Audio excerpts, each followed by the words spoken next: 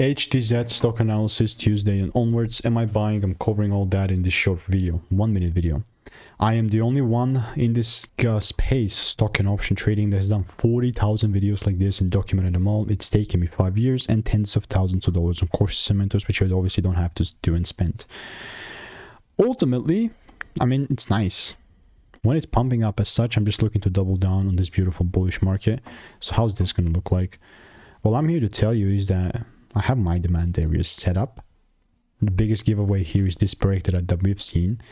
And bro, I like when we correct down like this. I really am a big lover of those corrections because all I'm looking to do is just double down.